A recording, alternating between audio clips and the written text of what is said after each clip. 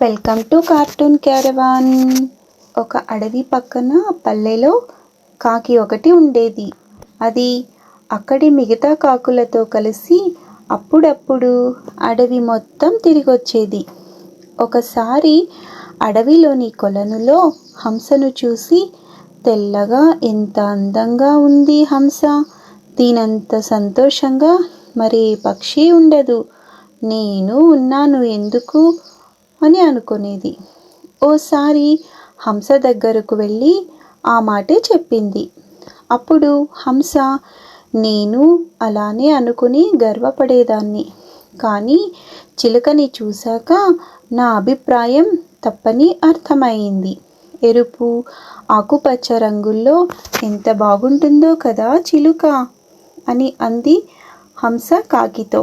అప్పుడు కాకి చిలుక దగ్గరకు వెళ్ళి హంస అన్న మాటలని చెప్పింది. ఇప్పుడు చిలక, అవును, హంస చెప్పినట్లు నా రంగుల్ని చూసి ఎంతో సంతోషంగా ఉండేదాన్ని, కానీ నెమలిని చూశాక అందమంటే దానిదే అనిపించింది.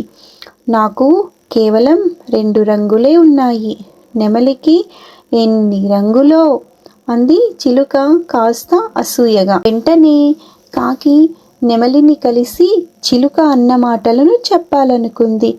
అడవి అంతా తిరిగింది, కానీ కాకికి ఒక్క నెమలి కూడా కనిపించలేదు.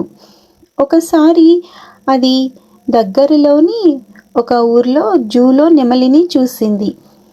దాని వద్దకు వెళ్ళి, పక్షులన్నింటిలోనూ అందమంటే నీదే, మనుషులకి నువ్వంటే ఎంత ఇష్టమో అంటూ పొగడ్తలతో ముంచెత్తింది.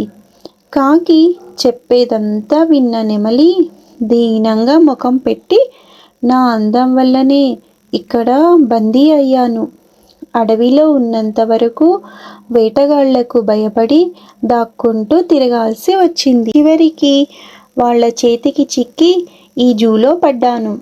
ఇక్కడికొచ్చాక కాకి కంటే స్వేచ్ఛాజీవి మరొకటి లేదు కదా అని అనిపిస్తోంది. ఇక్కడ దాదాపు అన్ని పక్షుల్ని బందీలుగా పెట్టారు, ఒక్క మీ కాకుల్ని తప్ప.